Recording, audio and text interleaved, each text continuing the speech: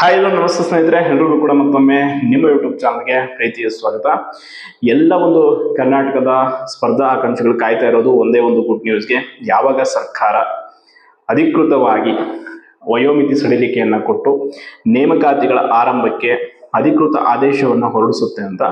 So ಈಗಾಗಲೇ ಎಲ್ಲವೂ ಕೂಡ ಸುಗಮವಾದ ದಾರಿಯಲ್ಲಿ ಸಾಗ್ತಾ ಇತ್ತು. ಬಟ್ ಒಂದು ಅಡ್ಡಿ ಒಳ ಮೀಸಲಾತಿಗೆ ಆಗುತ್ತೆ ಅನ್ನೋ ಒಂದು ಭಯ ಇತ್ತು. ಅದೇನು ಅಂತಂದ್ರೆ, ಈ ಅಲೆಮಾರಿ ಸಮುದಾಯದವರಿಗೆ ಏನು ಒಳ ಮೀಸಲಾತಿಯಲ್ಲಿ ಅನ್ಯಾಯ ಆಗಿದೆ ಅಂತೇಳಿ ಆ ಒಂದು ಸಮುದಾಯದ 59 ಜಾತಿಗಳು ಎಲ್ಲರೂ ಕೂಡ ಒಟ್ಟಾಗಿ ಹೋರಾಟವನ್ನ ಮಾಡ್ತಾ ಇದ್ರು. ಸೊ ಆ ಹೋರಾಟವನ್ನ ಸರ್ಕಾರವು ಕೂಡ 2 ಬಾರಿ ಸಭೆಯ ಮೂಲಕ ಅದನ್ನ ಹೋರಾಟವನ್ನು ತಡೆಯೋದಕ್ಕೆ, ಅಂದ್ರೆ ಅವರಿಗೆ ಏನಾದರೂ ಒಂದು ವ್ಯವಸ್ಥೆಯನ್ನು ಮಾಡಿಕೊಡೋದಕ್ಕೆ ಪ್ರಯತ್ನ ಪಟ್ಟಿತ್ತು. ಬಟ್ ಆದರೂ ಅದು ಸಫಲ ಆಗಿದ್ದಿಲ್ಲ. ಸೊ ಇದರಿಂದಾಗಿ ಎಲ್ಲಿ ಒಳ ಮೀಸಲಾತಿ ಈಗ ಅಪ್ಕಮಿಂಗ್ ಪ್ರೊಸೆಸ್ಗೆ ಸಮಸ್ಯೆ ಆಗ್ಬಿಡುತ್ತೆ ಅನ್ನೋ ಒಂದು ಸಣ್ಣ ಒಂದು ಗೊಂದಲ ಎಲ್ಲರೂ ಕೂಡ ಇತ್ತು. ಬಟ್ ಈಗ ಅಂತಿಮವಾಗಿ ಅವರು ಹೇಳಿದ್ದಾರೆ ಏನು ಅಂತಂದ್ರೆ, ಒಳ ಮೀಸಲಾತಿ ವಿಚಾರದಲ್ಲಿ ಅಲೆಮಾರಿ ಸಮುದಾಯದ ಹೋರಾಟಗಾರರು 3ನೇ ತಾರೀಕು ನಾಳೆ ದೊಡ್ಡ ಮಟ್ಟದಲ್ಲಿ ಬೃಹತ್ ಹೋರಾಟವನ್ನ ಫ್ರೀಡಂ ಪಾರ್ಕ್ ಅಲ್ಲಿ ಹಮ್ಮಿಕೊಂಡಿದ್ದಾರೆ. ಸೊ ಈ ಹೋರಾಟ ಯಾತಕ್ಕಾಗಿ ಅಂತಂದ್ರೆ, ಅವರಿಗೆ ಒಳ ಮೀಸಲಾತಿಯಲ್ಲಿ ಆಗಿರುವಂತ ಅನ್ಯಾಯಕ್ಕೆ ಏನಿದೆ ನ್ಯಾಯವನ್ನ ಪಡ್ಕೊಳ್ಳೋದಕ್ಕೆ. ಈ ಹೋರಾಟದ ಬೆನ್ನಲ್ಲೇ ಅಂದ್ರೆ ನಾಡಿದ್ದು 4ನೇ ತಾರೀಕು ರಾಜ್ಯ ಸರ್ಕಾರ ವಿಶೇಷ ಸಂಪುಟ ಸಭೆಯನ್ನ ಕರೆದಿದೆ. ಸೊ ಯಾಕೆ ಈ ಸಂಪುಟ ಸಭೆ ಅನ್ನೋದ್ರ ಬಗ್ಗೆ ಮಾನ್ಯ ಆಹಾರ ಮತ್ತು ನಾಗರಿಕ ಸರಬರಾಜು ಸಚಿವರು ಯಾರಿದ್ದಾರೆ KH ಮುನಿಯಪ್ಪ ಅವರು ಒಂದು ಸಣ್ಣ ಸುಳಿವನ್ನ ಕೊಟ್ಟಿದ್ದಾರೆ. ಏನು ಅಂತಂದ್ರೆ, ಈ 4ನೇ ತಾರೀಕು ಇರುವಂತ ಸಂಪುಟ ಸಭೆಯಲ್ಲಿ ಈ ಅಲೆಮಾರಿ ಸಮುದಾಯದ ಒಂದು ಏನಿದೆ ಬೇಡಿಕೆ ಅದನ್ನ ಈಡೇರಿಸುವುದಕ್ಕೆ ನಾವು ಪ್ರಯತ್ನವನ್ನ ಮಾಡ್ತೀವಿ ಅಂತ ಹೇಳಿದ್ದಾರೆ. ಖಂಡಿತವಾಗಿ ಅದೇನಾದ್ರೂ 4ನೇ ತಾರೀಕು ಸಕ್ಸಸ್ ಆಯಿತು, ಈ ಒಂದು ಸಮುದಾಯಕ್ಕೆ ಅವರ ಬೇಡಿಕೆ ಈಡೇರಿತು ಅಂದ್ರೆ ನೆಕ್ಸ್ಟ್ ಯಾವುದೇ ಅಡ್ಡಿ ಆತಂಕಗಳು ಕೂಡ ಈ ಒಳ ಮೀಸಲಾತಿ ಪ್ರಕ್ರಿಯೆಗೆ ಅಡ್ಡ ಬರೋದಕ್ಕೆ ಸಾಧ್ಯವಿಲ್ಲ. ಅಂಡ್ ಈಸಿಯಾಗಿ ನೆಕ್ಸ್ಟ್ ಇರುವಂತದ್ದು ಇನ್ನು DPR ಸೆಕ್ಷನ್ ಇಂದ ಸೂಚನೆ. ಸೊ ಅದು ಕೂಡ ಸಿಗುತ್ತೆ. ಅದು ಈ ಒಂದು 3ನೇ ತಾರೀಕು ಹೋರಾಟ ಮತ್ತು 4ನೇ ತಾರೀಕಿನ ಸಭೆಯ ನಂತರ, ಅಂದ್ರೆ ಮುಂದಿನ ವಾರ, ಇದೇ ತಿಂಗಳ 2ನೇ ವಾರದಲ್ಲಿ ಅಧಿಕೃತವಾಗಿ DPR ಇಂದ ಒಂದು ಆದೇಶ ಬರುವಂಥದ್ದು ಸಾಧ್ಯತೆ ಇದೆ ಅನ್ನೋ ಒಂದು ಮಾಹಿತಿ ಇದೆ. ಸೊ ಈಗಾಗಲೇ ಎಲ್ಲ ತಯಾರಿಗಳನ್ನ ಕೂಡ ಮಾಡ್ಕೊಳ್ತಾ ಇದ್ದಾರೆ. ಮೊದಲು ನೋಟಿಫಿಕೇಶನ್ ಆಗುವಂಥದ್ದೇ ಶಿಕ್ಷಕರ ನೇಮಕಾತಿ ಅಂಡ್ ಪೊಲೀಸ್ ಇಲಾಖೆದು ಅನ್ನೋ ಒಂದು ಮಾಹಿತಿ ಕೂಡ ಇದೆ. ಬಿ ಪ್ರಿಪೇರ್, ಎಲ್ಲರೂ ಕೂಡ ಸಿದ್ಧವಾಗಿರಿ. ಅಂಡ್ 56% ರಿಸರ್ವೇಷನ್ ಕೇಸ್ ಬಗ್ಗೆ ಕೂಡ ಕೇಳ್ತಾ ಇದ್ರಿ. ಅದು ಇನ್ನೂ ಹೈಕೋರ್ಟ್ ಅಲ್ಲಿ ಇರುವಂಥದ್ದು ಅಧಿಕೃತವಾದಂತ ಆದೇಶ ಮತ್ತು ಯಾವುದೇ ರೀತಿಯಾದಂತ ತಡೆ ಗಿಡೆ ಏನು ಬಂದಿಲ್ಲ. ಹಂಗಾಗಿ ಅದನ್ನ ಸರ್ಕಾರ ನೋಡ್ಕೊಳ್ಳುತ್ತೆ. ಬಟ್ ಈಗ ಇರುವಂತದ್ದು ಸರ್ಕಾರದ ಮುಂದೆ ಬಹುದೊಡ್ಡ ಒಂದು ಸವಾಲು ಅಂದ್ರೆ, ಖಾಲಿ ಇರುವ ಹುದ್ದೆಗಳನ್ನ ಭರ್ತಿ ಮಾಡ್ಕೊಳ್ಬೇಕು. ಎಲ್ಲ ಒಂದು ಸ್ಪರ್ಧಾರ್ಥಿಗಳಿಗೆ ನ್ಯಾಯವನ್ನು ಒದಗಿಸಿಕೊಡ್ಬೇಕು. ಸತತವಾಗಿ 1 ವರ್ಷದಿಂದ ಖಾಲಿ ಉಳಿದಿದೆ. ಮಿನಿಮಮ್ ಅರ್ಧಕ್ಕರ್ಧ ಆದ್ರೂ ಹುದ್ದೆಗಳನ್ನ ಭರ್ತಿ ಮಾಡ್ಕೊಳ್ಬೇಕು ಈಗಿರುವಂತ ವೇಕೆನ್ಸಿಯಲ್ಲಿ ಅನ್ನೋದು ಡಿಮ್ಯಾಂಡ್ ಇದೆ.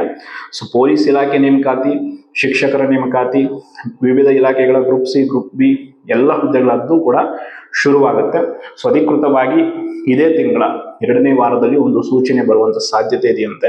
ಸೊ ಅದು 4ನೇ ತಾರೀಕು ಈ ಅಲೆಮಾರಿ ಸಮುದಾಯದವರ ಏನಿದೆ ಬೇಡಿಕೆ, ಸೊ ಅದನ್ನ ಸರ್ಕಾರ ಆಲಿಸಿ ಅವರಿಗೆ ನ್ಯಾಯವನ್ನ ಕೊಡಿಸುವಂತ ಕೆಲಸವನ್ನ ಮಾಡುತ್ತೆ ಅಂತ ಈಗ ಸಚಿವರು ಹೇಳಿದ್ದಾರೆ. ಅಂಡ್ ಎಲ್ಲದಕ್ಕಿಂತ ಪ್ರಮುಖವಾಗಿ ಒಳ ಮೀಸಲಾತಿಯ ಒಂದು ಅಡ್ಡಿಯಿಂದಾಗಿ ಏನು ನೇಮಕಾತಿಗಳಾಗಿಲ್ಲ, ಸೊ ಅದಕ್ಕೆ ಏಜ್ ರಿಲ್ಯಾಕ್ಸೇಷನ್. ಸೊ ಕಳೆದ ಬಾರಿ ಕೊಟ್ಟಿರುವಂಥದ್ದು ನಿಮ್ಗೆ ಗೊತ್ತೇ ಇದೆ, 1 ಬಾರಿಗೆ 3 ವರ್ಷದ ವಯೋಮಿತಿ ಸಡಿಲಿಕೆಯನ್ನ ಕೊಟ್ಟಿದ್ರು. ಬಟ್ ಈ ಬಾರಿ 3 ಕೊಡ್ತಾರೋ 5 years ಕೊಡ್ತಾರೋ ಅದು ಗೊತ್ತಿಲ್ಲ. ಸೊ 100% ಕೊಡ್ತಾರೆ. ಕಾಂಪಿಟೇಷನ್ ಹೆವಿ ಆಗುತ್ತೆ, ಮತ್ತಷ್ಟು ಟೈಟ್ ಆಗುತ್ತೆ. ಅಂಡ್ ಕಟ್ ಆಫ್ಗಳು ಕೂಡ ಜಾಸ್ತಿ ಹೋಗುತ್ತೆ. ತುಂಬಾ ಅಂದ್ರೆ ತುಂಬಾ ಎಫರ್ಟ್ ಮಾಡ್ಬೇಕು. ಈ ಬಾರಿ ಹುದ್ದೆಗಳನ್ನ ಪಡೆಯೋದು ಸುಲಭ ಇಲ್ಲ. ಯಾಕಂದ್ರೆ ನೋಟಿಫಿಕೇಶನ್ಸ್ ತುಂಬಾ ಆಗುತ್ತೆ, ತುಂಬಾ ಜನ ಕಾಂಪಿಟೇಷನ್ ಇದ್ದಾರೆ. ಈ ಸಲ ಕಳೆದ 1 ವರ್ಷದಿಂದ ಕಾದಿದ್ದಾರೆ. ಈ ವರ್ಷದ ಡಿಗ್ರಿ ಈಗ ಪಾಸ್ಔಟ್ಸ್, ಮಾಸ್ಟರ್ಸ್ ಪಾಸ್ಔಟ್ ಕೂಡ ಬರ್ತಾರೆ, ಹಲವಾರು ಜನ ಇರ್ತಾರೆ. ಸೊ ಹಂಗಾಗಿ ಕಾಂಪಿಟೇಷನ್ ಮಾತ್ರ ತುಂಬಾ ಅಂದ್ರೆ ತುಂಬಾ ಇರುತ್ತೆ. ಅಂಡ್ ಎಸ್ಪೆಷಲಿ ಪೊಲೀಸ್ ಹುದ್ದೆ ಮತ್ತು ಎಕ್ಸೈಸ್ ಸಬ್ ಇನ್ಸ್ಪೆಕ್ಟರ್ ಹುದ್ದೆ ಆಕಾಂಕ್ಷಿಗಳು ಸರಿಯಾದ ರೀತಿಯಲ್ಲಿ ಪ್ರಯತ್ನವನ್ನ ಮಾಡಿ ನಿಮ್ಮ ಒಂದು ರಿಸೋರ್ಸಸ್, ತುಂಬಾ ಜನ ಈ ಬರೀ ಪುಸ್ತಕಗಳನ್ನ ಕಲೆಕ್ಟ್ ಮಾಡ್ಕೊಂಡು ಇಟ್ಕೊಳ್ಳೋದ್ರಲ್ಲೇ 1-2-3 ತಿಂಗಳು ಟೈಮ್ ಕಳೆದು ಬಿಡ್ತಾರೆ. ಸೊ ಅದನ್ನು ಮಾಡಬೇಡಿ. ಆದಷ್ಟು ಕ್ವಿಕ್ ಆಗಿ ನೀವು ಎಲ್ಲ ರಿಸೋರ್ಸಸ್ ಅನ್ನು ಕಲೆಕ್ಟ್ ಮಾಡಿಕೊಂಡು ಪ್ರಿಪ್ರೇಷನ್ ಅನ್ನ ಆರಂಭಿಸಿ. ಏಜ್ ರಿಲ್ಯಾಕ್ಸೇಷನ್ ಖಂಡಿತವಾಗಿ ಕೊಡ್ತಾರೆ. ಬಟ್ ಪೊಲೀಸ್ ಕಾನ್ಸ್ಟೇಬಲ್ ಹುದ್ದೆಗೆ ಕಾಯಂ ವಯೋಮಿತಿ ಸಡಿಲಿಕೆ ಬೇಕು ಅನ್ನುವಂಥದ್ದು ದೊಡ್ಡ ಬೇಡಿಕೆ. ಸೊ ಆ ಬೇಡಿಕೆ ಈಡೇರಿದ್ದೇ ಆದಲ್ಲಿ ಖಂಡಿತವಾಗಿಯೂ ಎಲ್ಲ ಸ್ಪರ್ಧಾ ಆಕಾಂಕ್ಷಿಗಳು ಯಾರು ಪೊಲೀಸ್ ಇಲಾಖೆ ಆಕಾಂಕ್ಷಿಗಳಿದ್ದಾರೆ ಎಲ್ಲರಿಗೂ ಹೆಲ್ಪ್ ಆಗುತ್ತೆ ಅಂಡ್ ಅಪ್ಕಮಿಂಗ್ ಪರೀಕ್ಷೆ ಬರೆಯೋರ್ಗೂ ಕೂಡ ಸಹಕಾರಿಯಾಗುತ್ತೆ. ಯಾಕಂದ್ರೆ ಬೇರೆ ರಾಜ್ಯಗಳಿಗೆ ಹೋಲಿಸಿದ್ರೆ ನಮ್ಮ ರಾಜ್ಯದಲ್ಲಿ ಅತಿ ಕಡಿಮೆ ಇದೆ OBC ಮತ್ತು GM ಏಜ್ ಲಿಮಿಟ್. ಸೊ ಹಂಗಾಗಿ ಅದನ್ನ ಹೆಚ್ಚುವರಿ ಮಾಡಲೇಬೇಕು ಅನ್ನೋ ಒಂದು ಒತ್ತಡ ಸರ್ಕಾರದ ಮೇಲಿದೆ. ನೋಡೋಣ ಸರ್ಕಾರ ಏನೇನೆಲ್ಲ ಮಾಡುತ್ತೆ. ಅಂಡ್ ಎಲ್ಲದಕ್ಕಿಂತ ಹೆಚ್ಚಾಗಿ ಈಗಾಗಲೇ ನನಗೆ ಒಂದು ಮಾಹಿತಿ ಸಿಕ್ಕಿರುವಂಥದ್ದು, ಸರ್ಕಾರ ಕೆಲವೊಂದಿಷ್ಟು ಅನುದಾನಗಳನ್ನು ತಡೆ ಹಿಡಿದಿದೆ. ಕಾರಣ ನಿಮ್ಗೆ ಗೊತ್ತಿದೆ, ಈಗ ಗ್ಯಾರಂಟಿ ಯೋಜನೆಗಳಿಗೆ ಹಣವನ್ನು ವಿನಿಯೋಗ ಮಾಡಿರೋದ್ರಿಂದ ಹೊಸ ನೇಮಕಾತಿಗಳನ್ನು ಶುರು ಮಾಡಿದ್ರೆ ಆ ನೇಮಕಾತಿಗಳ ಒಂದು ಆಯ್ಕೆ ಆಗುವಂತ ಜಾಬ್ ಏನಿದ್ದಾರೆ ಹುದ್ದೆಯನ್ನು ಪಡೆಯುವಂಥವ್ರಿಗೆ ವೇತನ ಕೊಡಬೇಕು. ಸೊ ಆ ವೇತನಕ್ಕೆ ಎಲ್ಲಿಂದ ಇವರು ಹಣ ಹೊಂದಿಸೋದು? ಸೊ ಹೀಗಿಂದಲೇ ಅವರು ತಯಾರಿಯನ್ನು ಮಾಡ್ಕೊಳ್ತಿದ್ದಾರೆ ಅನ್ನೋ ಒಂದು ಮಾಹಿತಿ ಇದೆ. ಖಂಡಿತವಾಗಿಯೂ ನೇಮಕಾತಿಗಳ ಆರಂಭ ಆಗುತ್ತೆ, ಅದ್ರ ಬಗ್ಗೆ ಯಾವುದೇ ಡೌಟ್ ಇಲ್ಲ. ಸೊ ಕ್ಲಿಯರ್, ಪದೇ ಪದೇ ಮತ್ತೆ ಹೇಳುವಂತ ಅವಶ್ಯಕತೆ ಏನಿಲ್ಲ. ಈಗ ಆಲ್ರೆಡಿ ನಾನು ಹೇಳಿದ್ದೀನಿ, 4ನೇ ತಾರೀಕು ಸಭೆಯ ನಂತರ ಅಲೆಮಾರಿ ಸಮುದಾಯದ ಒಂದು ಹೋರಾಟಕ್ಕೆ ನ್ಯಾಯ ಸಿಗುವ ಸಾಧ್ಯತೆ ಹೆಚ್ಚಿದೆ. ಅದಾದ್ಮೇಲೆ ಒಳ ಮೀಸಲಾತಿಗೆ ಯಾವುದೇ ಅಡ್ಡಿ ಆತಂಕಗಳು ಇಲ್ಲ. ಅಗೇನ್ ಅಂಡ್ ಅಗೇನ್ ಮತ್ತೆ ಮುಂದೂಡುವಂಥದ್ದು ಯಾವುದು ಆಗಲ್ಲ, ಪ್ರಮೇಯ ಬರಲ್ಲ ಅಂತ ಹೇಳ್ತಾ ಧನ್ಯವಾದ.